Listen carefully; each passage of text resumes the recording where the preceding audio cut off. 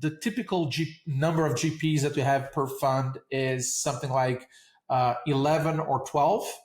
Give maybe a little less in fund one, maybe a little more in fund three, but around 11 or 12. Ultimately, these managers, they have different styles as we would like them to have.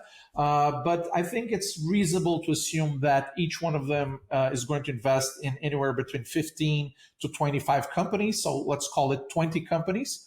So that part of the portfolio gives us exposure to approximately 200, maybe 250 companies, right? And our direct investment strategy is, and again, we typically want to make sure that we have a portfolio of direct investments that works almost as another VC fund in our mix. So we typically will do 15 to 25 investments, direct investments as well.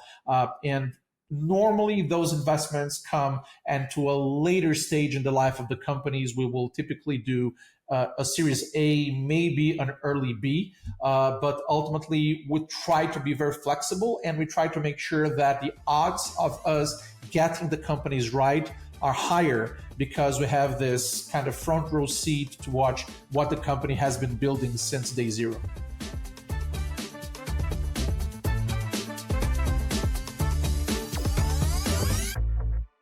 Well, Guy, I'm very excited to chat today. You have such a prolific background in terms of being an LP, being the author of a great book, Present Future. Thank you so much for having me, David. It's my pleasure. So I've been involved with investments for pretty much all my career, even though I'm a computer engineer by training and I have a master's in electrical engineering. I've been into risk management and portfolio management for 20 plus years. And a big part of this experience has been with investing in multiple asset classes, multiple entities. So it became a very natural strategy for me to at least partially do my allocation through funds. And you have a very unique background. I think you have one of the most unique backgrounds of any LP that I've ever interviewed. Tell me about how your background plays into your strategy at GRIDS. Sure. So when I kind of wrapped up my formal education, my master's in electrical engineering, and before that, my undergrad in computer engineering, my plan was to work with AI, of all things, because that was what my master's was back in the mid-1990s. So once this was clearly not going to happen because the state of the world back then, I mean, AI was basically a research area, I ultimately started looking for, a job. And it became very clear for me that the experience within the risk management world and the banking world would become quite useful at some point, at some juncture in my career. So after about 20 years doing that, investing and managing risk, I felt that the combination of my technical background and my financial background could make me a pretty interesting VC. So this is the path that I chose, and I never looked back. So what do you mean by that? The combination of your technical background and your financial background, how does that actually help you as an LP? So if you think about the way people approach investments in general, unless you have a formal education or practical education, it is a very complex subject for you to understand. There are many nuances. How do you go about the due diligence? How do you evaluate providers? How do you look into the portfolio management style of each one of your potential GPs? So once I was kind of formally trained doing that for 2 decades, plus I added that with my experience in technology, my knowledge of, electronics and programming, and after a while, some biology and some chemistry. Then all of a sudden, those 2 areas, they became almost like one integrated monolithic base of knowledge. And through that base of knowledge, I think I was able, and I am able, to make better investment decisions. I think one of the paradoxes of being a great LP is being able, and being a great VC is being able to marry 2 contrarian parts, or 2 paradoxical parts. One is the ability to take intense power law type binary risks on deep tech investments. And the other one is creating a portfolio that allows you to consistently perform and to smooth out the returns from that portfolio of deep tech investments. So it's a perfect segue. What is GRIDS? Do we really need another fund of fund? What is GRIDS, and why does GRIDS exist? Right. So we like to think of ourselves not as another fund of funds. We ultimately, we employ a blended strategy. We are about 2/3 fund of funds and 1/3 traditional direct investors. And we only do deep tech. So I think 2 things that really set us apart are, one, the fact that we have this very focused strategy. And two, the fact that we will use our ability to navigate, to invest in some of the best GPs, early stage GPs in deep tech, to get a very good and accurate overview of what's going on in the market and access to some of the best founders out there, and ultimately leverage that in a subsequent round. So I think the final touches that you'll need to make sure that you have a strategy that works have to do with fees. And we're very aggressive when it comes to our fee structure, in the sense that we charge your typical management fee. However, our carry only kicks in after we distribute 2x of the commitments of our LPs, which means that we are very much aligned with them. And I think one of the key arguments against funds of funds are the overlays of fees. And we try to handle that through that very aggressive and aligned strategy with our own LPs. You eat what you kill. But essentially, I want to push really on this deep tech angle. Is deep tech like the new crypto AI rebranding?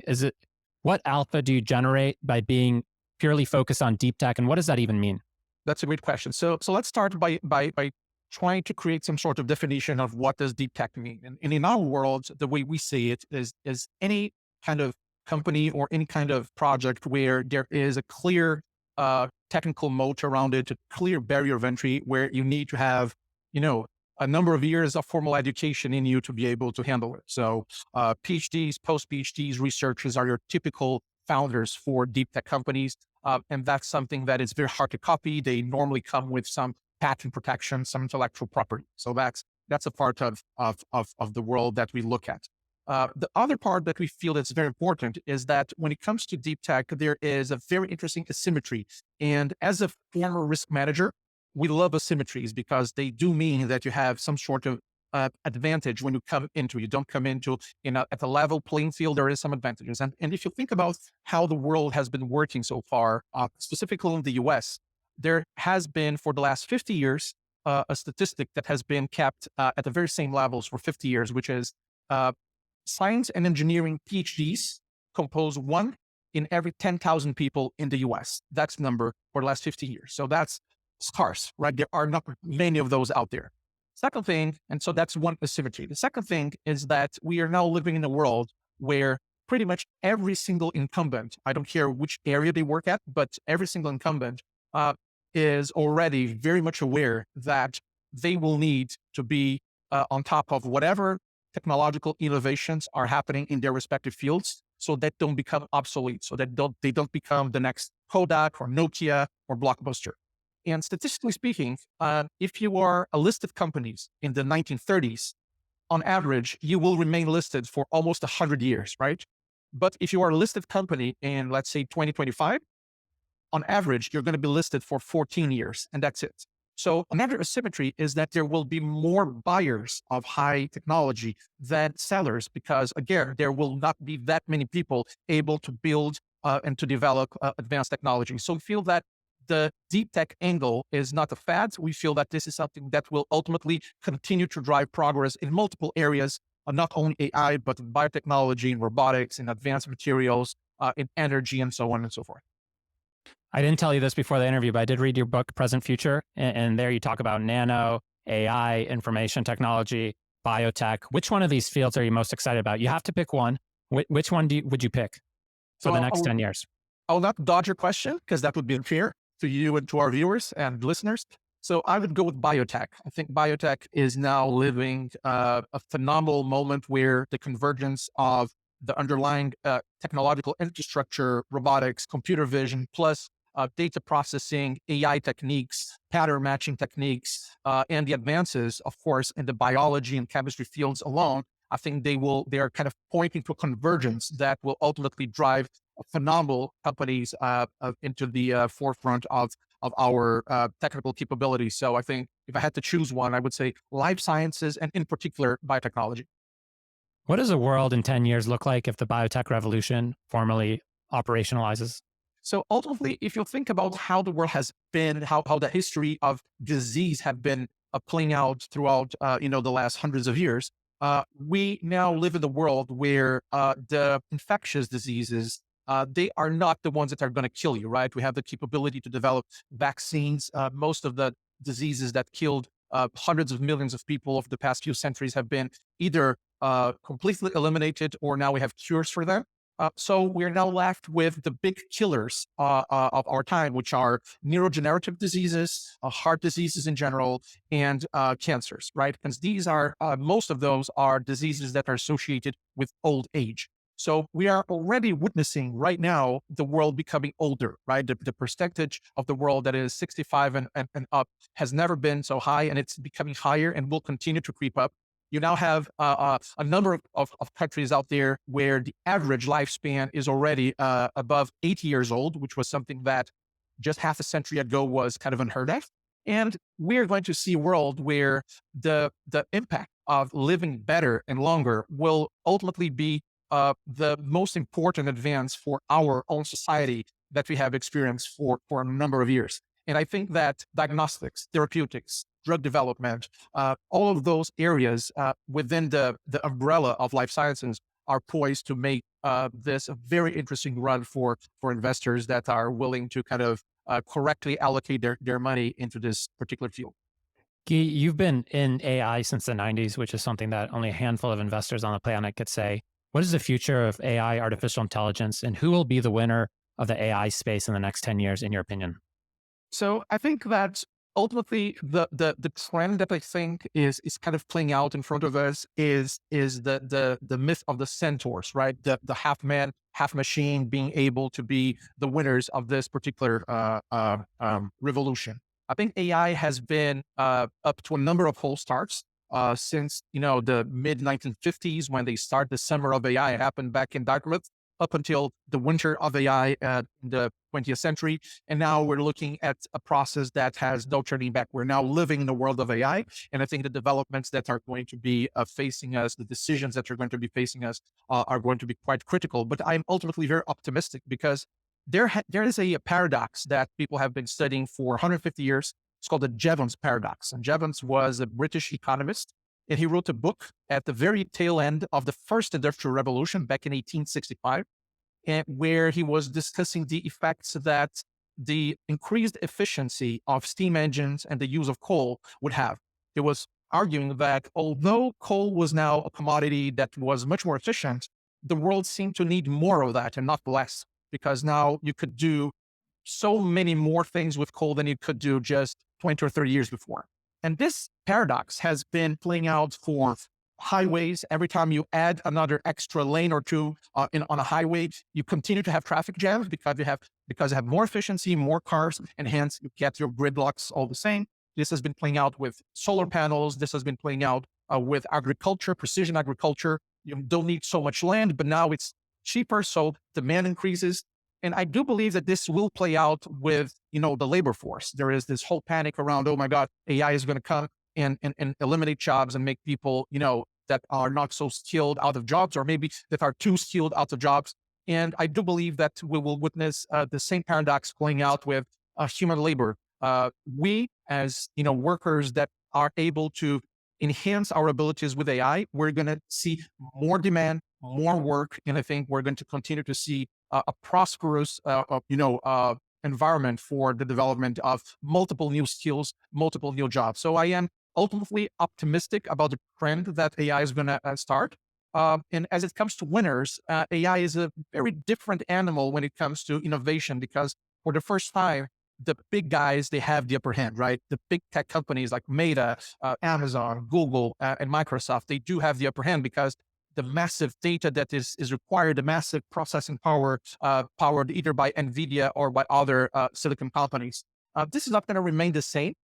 So I believe winners are not going to be the players that are on the surface of this revolution, on the application layer, if you will. I think the winners are going to be the ones that are going to be able to build tools that will be under the hood, that will be connected to the puzzle of infrastructure pieces that will need to be added on as we advance new software architectures and new hardware architectures. And I think this is going to be a very exciting time over the next few years. So it seems like from the outside, OpenAI is realizing the commoditization of the LLMs, and that's why they're building essentially the app store for artificial intelligence. And there'll be some winners there similar to the Apple App Store.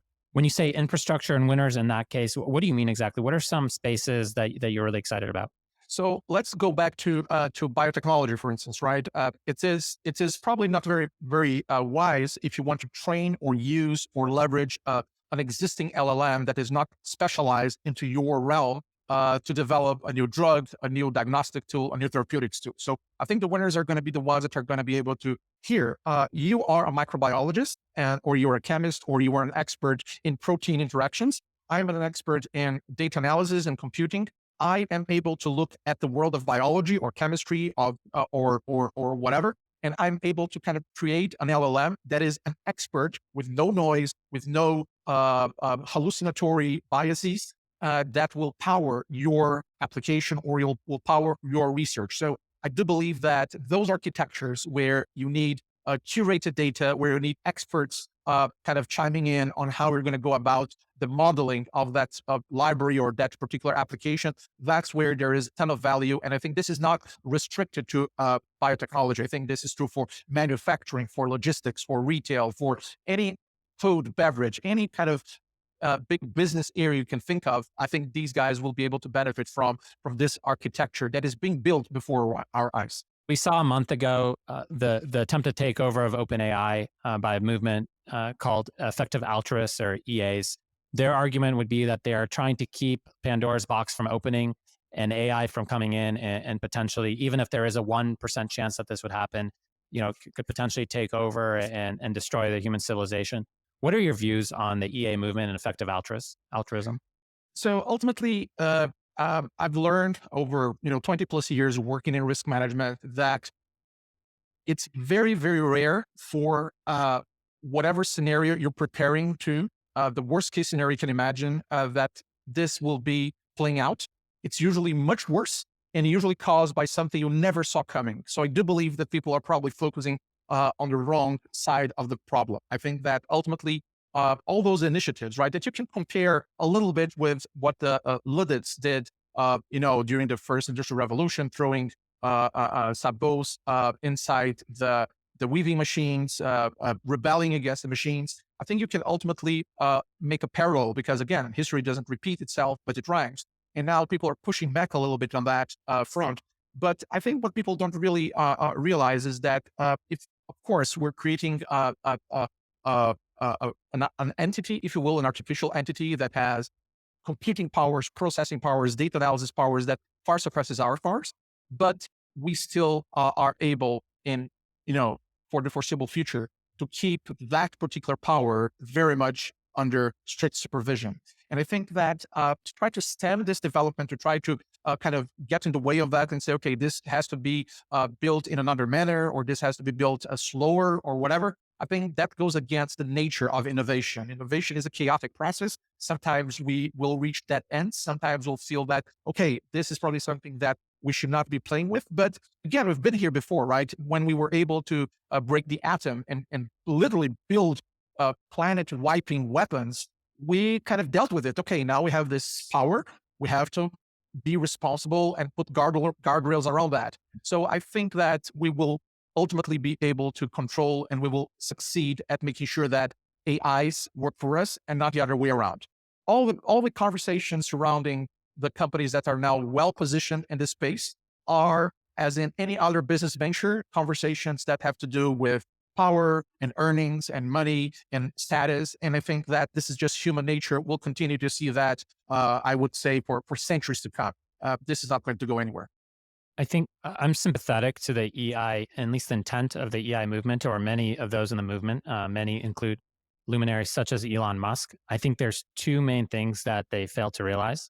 One is there's a high risk to not moving forward, primarily driven by two different forces. One is we've seen with these two wars going on in Israel and now also in Ukraine, we've seen how fragile our world is and how staying single on a single planet is highly problematic. And in an infinite amount of time will lead to extinction. The question is just when, not if. So the risk of not moving forward is also very great. And I would actually argue that the risk of not moving forward is finite. The risk of moving forward is unknown. The second aspect, and perhaps a much more practical aspect, is we've also seen, we sometimes project our democratic ideals on other countries. And we see countries like China, like North Korea, like Iran, that have completely different ways of operating and different sets of morals and ethics. And it is I would argue that the AI Pandora is already out of the box, and it's in the United States and the Western world's imperative and moral imperative to make sure that we are first to that goal. So moving on to a lighter topic, let's talk about, I know you have a very unique portfolio construction, specifically because you take such deep tech and such power law, true bets. A lot of people talk about power laws, but end up investing all in SaaS, but you have an entire portfolio of deep tech companies. How do you put together a portfolio like that? So ultimately, we will look from a top-down perspective. We'll try to make sure that we are covering the right sectors, right? We don't want to be a sector fund. We don't want to be too concentrated in one specific sector. These are funds that will go on for a decade, maybe a little more. So we first start with making sure that we have coverage on the sectors that we like and that we feel are going to be particularly profitable for the next decade or so. Secondly, we will try to make sure that we completely dodge the adverse selection effect by making sure that we are investing in funds and in GPs that are attracting the best possible entrepreneurs. So this right there is a huge advantage, because instead of us looking at the very top of the funnel, we are already looking at the world once it has been filtered by some of the best GPs out there. Third, we will typically concentrate our investments in early stage GPs so that these GPs are coming to write, probably the first, maybe the second checks for those companies, meaning that there's still a ton of upside. And finally, we try to make sure that we will use our experience, leverage our experience by doing the right due diligence in those managers, and then subsequently in some of the entrepreneurs, to make sure that we really have a very accurate way of kind of placing our bets once we allocate the product. What are the number of funds that you invest in per fund? And what is the underlying allocation of companies? The typical number of GPs that we have per fund is something like 11 or 12, give maybe a little less in fund one, maybe a little more in fund three, but around 11 or 12. Ultimately, these managers, they have different styles as we would like them to have.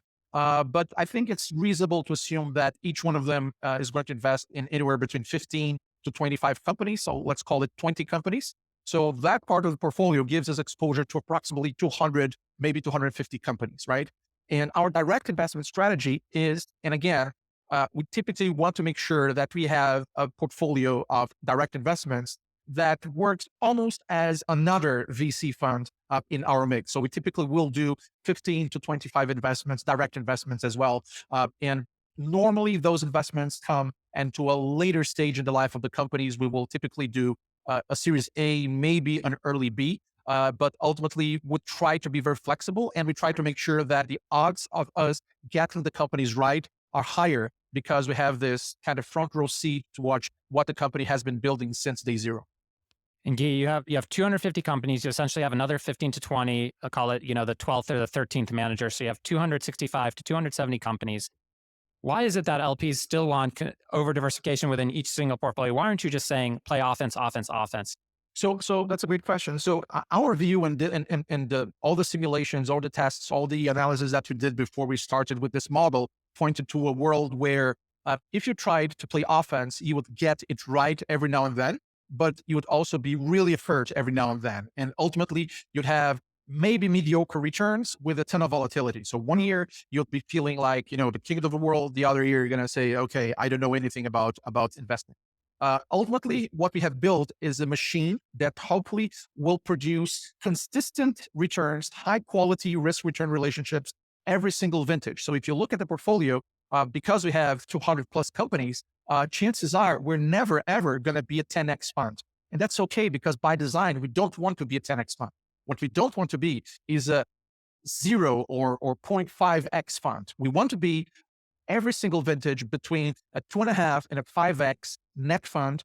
Terrible vintages, maybe we'll just double or a little more than double our LP's investments. In great vintages, we'll probably quadruple, quintuple their investments net of LPs. And that's exactly where we want to be. We want to make sure that when investors come to our strategy and invest in our model, they understand they're not swinging for the fences. They're not going to get the 10x or the 20x returns that a lot of GPs out there try to deliver. But at the same time, they have a very, very clear downside protection because of the way we build our diversification and because the way we think that we have access to some of the best deal flow in deep tech out there. Speaking of the best deal flow in deep tech, you have 35 to 40% concentration in co-invest. That's an incredibly high co-invest concentration. How do you avoid adverse selection in your co-invest?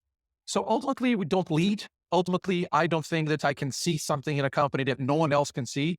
And if you look at our portfolio, our direct portfolio, which is posted in our website, all of these companies, they have a fantastic syndicate around them. So we have the benefit of getting to know these companies either through existing GPs in our portfolio or by friendly GPs that we have good relationships with.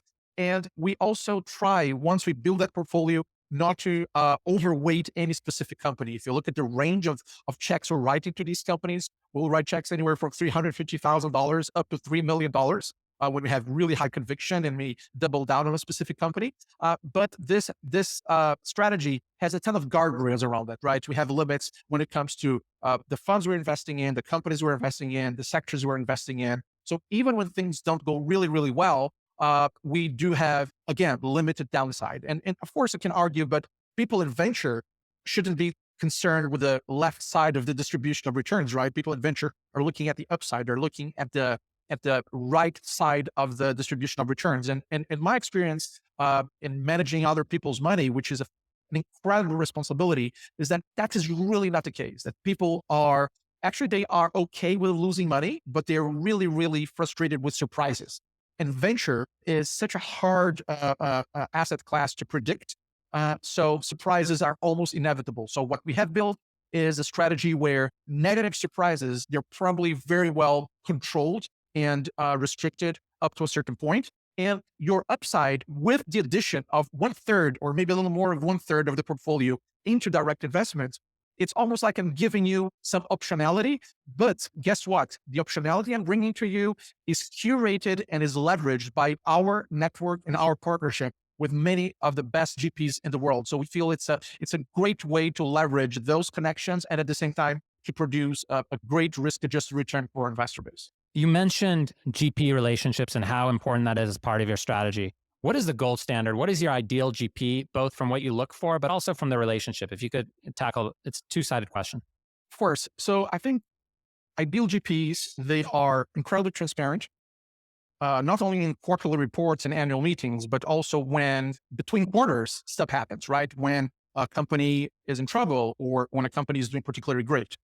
So they're also GPs, at least the GPs we look for, they're always very happy and very eager to share deal flow once the time is right, okay? Because we are not interested in hindering our GP's ability to build their own successful portfolios. What we want to make sure is that they understand that they can count on us for subsequent rounds as a good partner, as someone who is interested in board seats, not interested in veto powers, not interested in kind of overseeing the company. We just want to make sure that our money is tagging along high quality money from high quality investors who have been at this for a number of years. So ultimately, if you combine those two features, full transparency and the ability to share deal flow, the ability to ultimately enable us to participate in some of the subsequent rounds, we will probably have a great interest in talking to and getting to know these GPs. What has happened over the years, because we've been doing this for a number of years now, is that this has become such a virtuous cycle because we have, of course, established great relationships with a number of GPs out there. We have fantastic relationships with Lux Capital, with Section 32, with E39, with Ubiquity Ventures. These are just some of the names that we have been working with for a number of years now. And this partnership has been very, I think, fortuitous for both sides, because I have in them early stage investors that are able to really attract fantastic entrepreneurs. And I think they have on us not only someone who is able to try to cross-pollinate some of the companies into other GPs out there, helping to spread the good word that there is a particular company that will be of interest to specific GPs, but also someone who is always interested in looking at specific companies and participating in subsequent rounds. How would you like GPs to interact with you? Do you want them to be calling you every day? Do you want them to send you an email once a quarter? What is your ideal cadence? So I am absolutely fine if even though this never happens, because I will initiate contact every so often. I have a little control mechanism where if I go more than a month without hearing from a specific GP, I will gently nudge him or her. And more often than not, yeah, I haven't talked to you in a month because there's nothing relevant to talk to about in a month. And we'll switch off those controls during holidays and summertime. So that's okay. We don't call people in the middle of July asking, hey, I haven't heard from you since mid-June. What's going on? But I think that the ideal communication cadence is between those two extremes, right? I don't want to talk to them every single day, even though they're lovely people. All of you, love you guys. But I don't need to talk to you every single day. And I'm sure you don't need to talk to me every single day. And I don't want to hear from you only once there's a quarter letter that pretty much every other investor is receiving. We don't want special treatment, but we belong to that 10 to 15% sliver of LPs who are interested in also co-investing. And this number, I'm not sure anyone has made any sort of formal research about that. LPs. Well, according to statistics, 100% of LPs love co-invest. That's right. And 10 to 15% of that do that. Do co-invest. Yeah. That's at least been my experience, consistent experience through multiple asset classes, geographies, and so on and so forth. So if you get to a point in the relationship, like, we have been lucky enough to achieve, where you have, your GPs in your messaging app, your favorite messaging app, if you have your GPs ultimately communicating with you, not only in the companies that you're sharing a direct investment in, but also in the overall portfolio, that's pretty much one of those intangible things that you want to kind of add to your due diligence analysis to make sure that you got the right partnership, you got the right people working with you. Let's talk about the two-way relationships. Part of what makes a two-way relationship is that you're there for good times and for bad times. Let's say a company, let's say in theory, you had this whole OpenAI debacle and it was changing every hour, and a GP came to you for guidance on the situation. How do you build trust with the GPs so that they could communicate not only the good news, but the bad news to you as well? I think that ultimately educated investors are the best types of investors, right? And when you come into an asset class like venture, where there's such a bias towards assuming that only good news will happen, right? That your little startup will become the next Amazon or the next Alphabet or the next Microsoft. I think that as early as possible in the relationship, you want to make sure that they understand that you are not looking for that type of fund because they don't exist. What you want to build is a relationship where they understand that you're coming from a place of trust, where you want to make sure that you are getting their best skill set on display, and that sometimes things don't go as planned. And it feels like over the last 18 to 24 months that nothing is going as planned because of, venture. So once you get that ball going, then it becomes, again, a virtuous cycle, because we as investors, we work very much by example and by experience. And once you experience a particular company that didn't go well and you share the news, and instead of you getting an LP that is admonishing you and asking you, what the hell? With this, because we really monitor every single company that is coming into our GP's portfolio, we understand where they were coming from, why they made investment, why they wrote a check. Even though sometimes we don't agree with the reasoning, and that's fine. We want multiple brains thinking about our portfolio. We understand where they're coming from. And again, to just reiterate a point that I mentioned before, investors are okay with losing money. They don't love it, but they understand it's part of the kind of the game.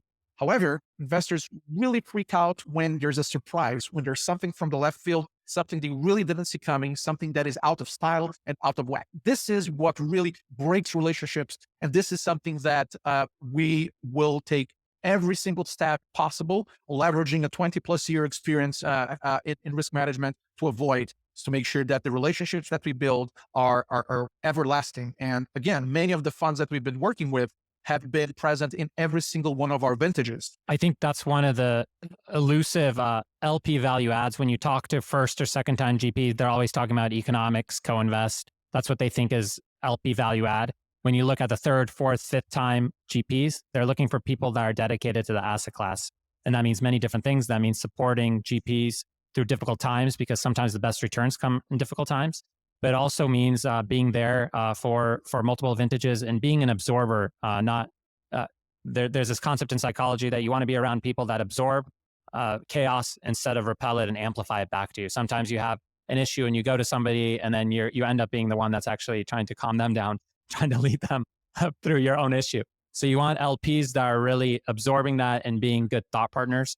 I think if somebody was to ask me what is LP value add, that would be my number one definition of that. I think you're spot on. I think that at the end of the day, it's us looking for a specific service and skill set that they will provide us. But at the same time, if you want to build a robust firm, a robust partnership, you want to make sure that your LPs, who are limited partners, are actually partners, are people that ultimately are supporting you, that understand what you're doing, and that are there for you in good times and bad times. And again, the fact of the matter is, ultimately, when you build this type of relationship, it can withstand a lot. And we do the exact same thing with our own LP base. We have LPs, and we want to make sure that those LPs, most of the LPs we have by a very, very far margin, have been with us since our first fund. They understand what we deliver. We're very deliberate about reporting. We are very transparent. Every single LP knows what's happening in their portfolio. We don't sugarcoat, what's happening with the environment. We ultimately want to make sure that these people understand that we're not going to be able to flip the portfolio in a week or two. This is a decade-long venture. Every single fund has a story that lasts more than an average marriage in the US. So you want to make sure that the relationship and the communication is there. The key to good communication is over-communication. Probably. And it is better to err on being overly communicative and overly redundant with both LPs as well as employees. So I left the best for last for those that are still on the podcast. We can't go an entire episode without talking about alpha in emerging managers and alpha in managers. What are the one or two characteristics of top GPs that you look for? So the world of venture, that's a fantastic question. I love this question so much. The world of venture is probably the one that has the most impactful halo effect. So the halo effect is the effect that investors have, that a specific manager or specific group has a halo around them that will enable them to consistently deliver great returns. And the reason why venture has such a persistent halo effect is because founders will look for successful GPs in their respective fields in order to start shopping their particular startup. And I think that the secret around becoming a strong GP, or something that we'll look for in an emerging GP or in a well-established GP, is the following. Why would a phenomenal entrepreneur pitch to you? There's no shortage of GPs out there. There are many well-capitalized groups with money to invest, interested in investing in innovation. So what does make you, of all those GPs, of all those groups, special? So if you as a GP are able to to provide a good, sensible answer to your LPs as to, this is why fantastic entrepreneurs will want to talk to us, will want to pitch us, then you have something. And I've seen it before, and I believe that every single one of the GPs would come into the portfolio, they have to have a very, very good answer to this specific question. Because guess what? Venture is not a game where GPs are cherry picking entrepreneurs. The best entrepreneurs are cherry picking the best GPs. And if you're able to understand that and to dedicate part of your time to really harnessing the power that those specific GPs have to attract the best entrepreneurs, then I think you have a great shot at choosing the right GPs, the right partners for you and your business. I want to highlight something that you said that's very important. The top GPs are not the ones that most entrepreneurs want to back their companies. It's the ones that the top 1% of entrepreneurs want to back their companies. My favorite tweet is VC is 99% saying no and 1% begging. And that really summarizes, somebody could post who that tweet is. I don't remember who tweeted that, but that summarizes the industry. And a lot of times it's counterintuitive in terms of who the top entrepreneurs want. Jason Lemkin had a tweet about this, and he said that very few entrepreneurs actually want constructive feedback. And I said, what percent? And he said, he commented back something to the kin of less than 20%, but almost all the unicorn founders. Right. I think that really summarizes is you want GPs, typically the top entrepreneurs do not necessarily want the most likable GPs. They don't want the most agreeable GPs. They want the smartest GPs. They'll tell them the hard truths, and maybe they're also likable. And I think that's what differentiates what top entrepreneurs want from the top GPs. So speaking of likability, you are multi-talented, both deep hard tech and also highly likable. And I've really enjoyed the conversation. I highly recommend your book, Present Future. It really takes a deep look into deep tech. But you've spent an hour in the hot seat. What would you like our listeners to know about you, Guy, and about GRIDS, and anything else you'd like to share? First and foremost, thank you very much. Thanks for the invitation. Very happy to be here. Hot seat feels really good when you're in the driver's seat, so it's all good. I do believe that by watching, many of the episodes of your podcast, I would say that ultimately this is a journey where there are no definite answers. Investing is both art and science. So you have to have some basic principles, and you have to try to stay very, very loyal, very faithful to those principles. And then you have to have that degree of flexibility and adaptability, specifically in the venture world and even more in the deep tech world. So if you are able to adapt to the times, to make sure that those core principles are immutable, but that you have a layer of adaptability and flexibility, I think you should be fine. So thank you so much for an invitation. And I hope that we can do this again soon. Thank you, Guy. I look forward to meeting in person. Thank you for taking the time, and thank you for jumping on the podcast. My pleasure. By popular demand, the 10X Capital podcast has officially launched our newsletter powered by Caria Labs, a full-service content marketing firm that's partnering with us on the newsletter. In our weekly newsletter, we will keep you updated on all things emerging managers and limited partners, including industry trends that are critical to know as an LP, VC, or founder. To subscribe to our totally free newsletter, please visit 10xcapitalpodcast.com. Again, that's 10xcapitalpodcast.com. We thank you for your support.